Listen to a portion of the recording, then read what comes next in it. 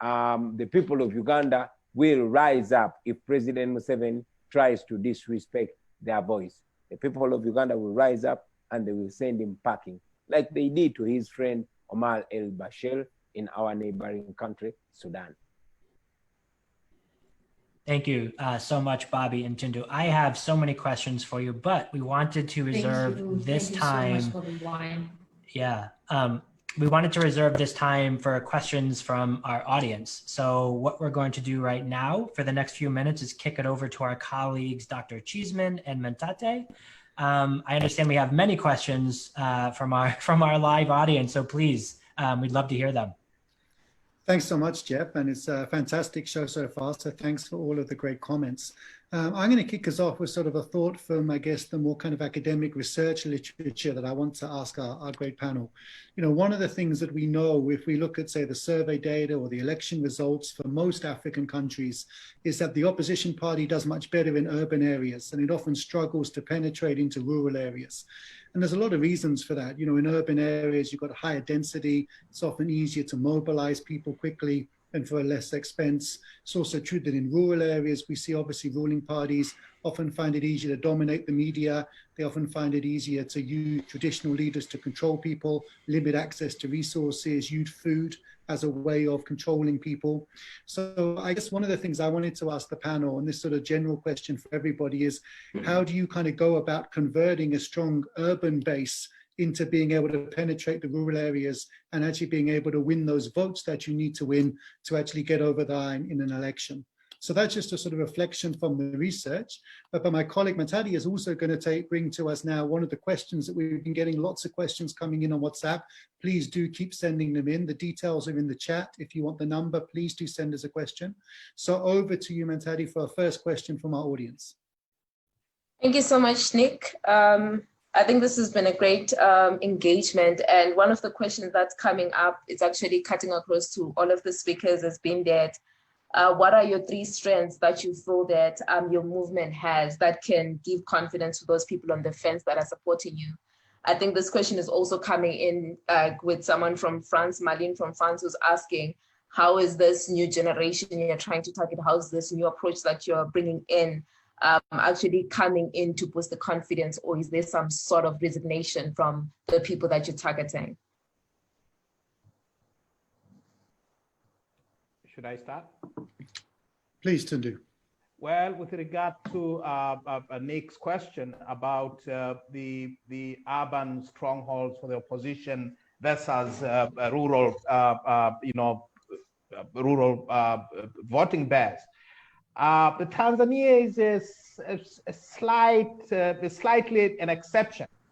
If you look at the record of multi-party elections in Tanzania since 1995, when we had our first multi-party election, the truth is the opposition has done much better in rural areas as compared to the urban centers. It's only during the last 2 general elections in 2010 and in 2015 that's really when we started conquering the cities and towns. But historically, we started by getting votes in rural constituencies. My own constituency, Singida Mashariki in central Tanzania, is one of the most rural, one of the most deprived areas of Tanzania. But we put in the effort, we put in the work, and I won the constituency twice, in 2010 and again defended it in 2015. The key issue that faces us in Tanzania, for instance, is a question of resources. It's all about the ability to be present at every polling station, wherever it is, be it in rural areas or in urban areas. If you are not present in rural, in voting and counting stations, you are defeated. So it is presence, presence, presence. And presence means resources. It means the ability to carry out campaigns throughout the 2 months of the general election. It's about the ability to mobilize not only voters, but to mobilize polling agents to train them on the tasks that they need to perform on the big Sunday. Our elections always take place on a Sunday. So the big Sunday, you have to be present in every polling station. You do that way, you win. We have won, and even under the most terrible and the most trying circumstances, because we have been present in polling stations. With regard to the second question from Farida, from Mantate, sorry.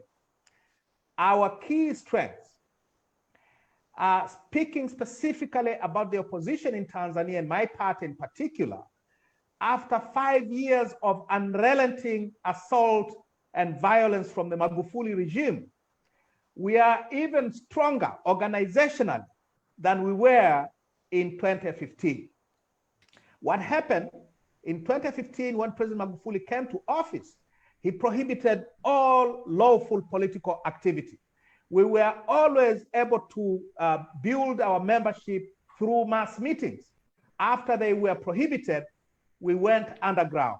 And during these 5 years, we have built an organization that is present in almost every small locality in Tanzania.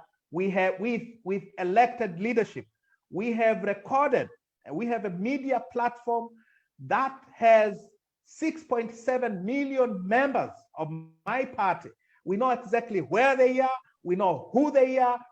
So going to these general elections, we can start by relying on the 6.7 million members that we have countrywide. We are stronger than we have ever been at in our entire history, and it is because we were forced to survive these 5 years of dictatorship, these 5 years of state violence. We have President Magufuli in February of 2016 declared on national TV that he would see to it that by 2020 there is no political opposition in Tanzania. We have risen from the ashes. We are still alive and kicking. We are strong. We are ready to confront him come October.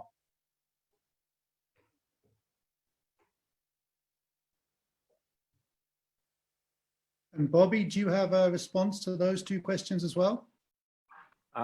Could you kindly ask the two questions? I'm sure I've been taken away by Tundu's submission.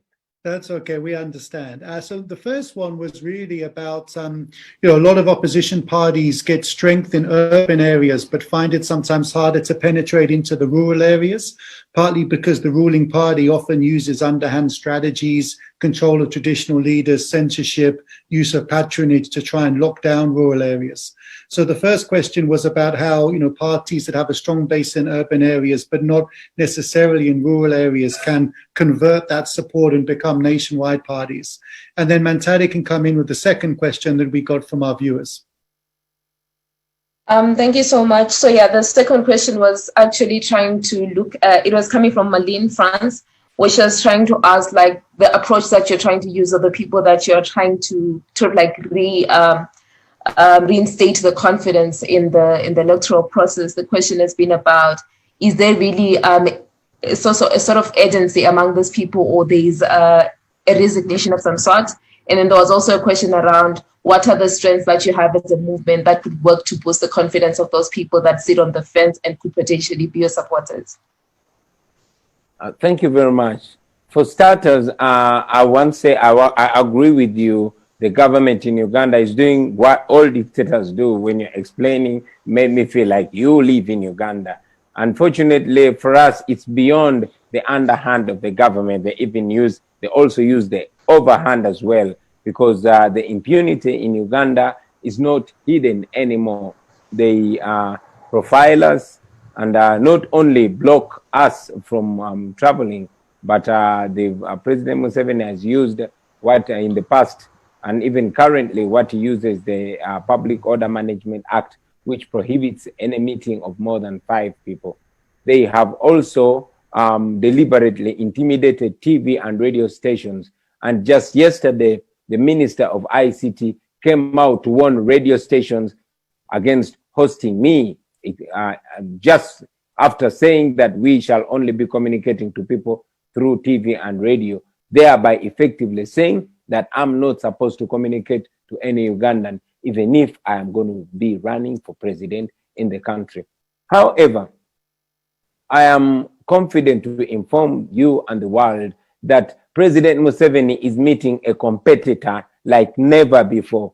He has never met any candidate like myself. Why? Because besides Uganda being a predominantly young population and I falling in those lines, not only in the rural urban area, not only in the urban areas, but in the rural areas too, Uganda is predominantly young and these people connect with all of us. But not only that is our confidence source.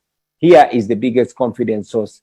I am an artist and I've been performing for close to the last 20 years. So I am a household name. I am in everybody's living room, including President Museveni. My name has been communicated, and it's not only music for entertainment that I've been singing, but I've been singing edutainment. I've been talking about the same things that I'm going to be presenting in my manifesto. So we are confident that the candidate that my team is presenting is a candidate that is just going to sweep over. And that is one major source of our confidence. I was also asked about what we can do to instill confidence in the people. I must say that our people are confident already, but the confidence is just increasing. Why? It has been evident from wherever we go that we have mass support. So the population is actually working out to inspire others. And indeed, it has been our campaign, each one, teach one, each one, reach one. And we have been succeeding. We continue to succeed. So our people have done it in the past. Like I explained much earlier, they've done it in the past by-elections, and it's the same style, the same fashion that we are going to use to sweep the entire election. Thank you very much. I think we're going to be able to get a couple of quick questions in if we have quick responses and wrap up on time. So let's press ahead. Another one for me is, one of the things that we often debate is the role that the international community should play in these processes. And some people argue that they should get involved because tacitly they're actually helping some of these governments to survive by aid programs and other things. Other people say they should basically back off because these are domestic processes, and if the international community gets involved, it looks like the pressure for change is coming from outside when it's really coming from below, from the people. So I'd love to get your perspectives as, the next generation of leaders in Africa. What's your perspective on what the international community should be doing in your particular cases? And then we'll take one more question from those that have been sent in, and we'll let our panel wrap up. Mentari, over to you. All right, thank you. So I think this question kind of tallies with the one you just gave. So it's Joseph Nderita from Kenya. So the question is, we don't see the African Union speaking against injustices in Tanzania, Kenya, Uganda, and across other African countries. The question is this union still relevant? Should I take the lead? Please do. With regard to the first question, what can the international community do is to offer solidarity to those who are fighting for democracy in our countries. Our governments and our states are signatories to international treaties, international human rights treaties and conventions that require, among other things, the governments to respect the rule of law, governments to respect human rights, and human rights include the right to vote, the right to organize, the right to form political parties, and so on and so forth. And therefore, our governments have placed themselves as members of the international community, and they should be held accountable on that basis only. They should be held accountable on the basis of their international obligations. If they did not want to be subject to rules of international good behavior, they should never have signed up onto those treaties. They should have declared themselves beyond the pale of the international community and see if they could survive that. But since they are part and parcel of these international human rights norms, that demand respect for democracy, They cannot hide behind the arguments that these are domestic matters there should be no interference. If you sign up to these international norms, you will be held accountable if you breach them. With regard to the African Union and whether it is relevant or not, I think our people need to name and shame. It is not just the Africa Union. It is our regional, our regional bodies, our East African Community, SADC, ECOWAS, and so on and so forth.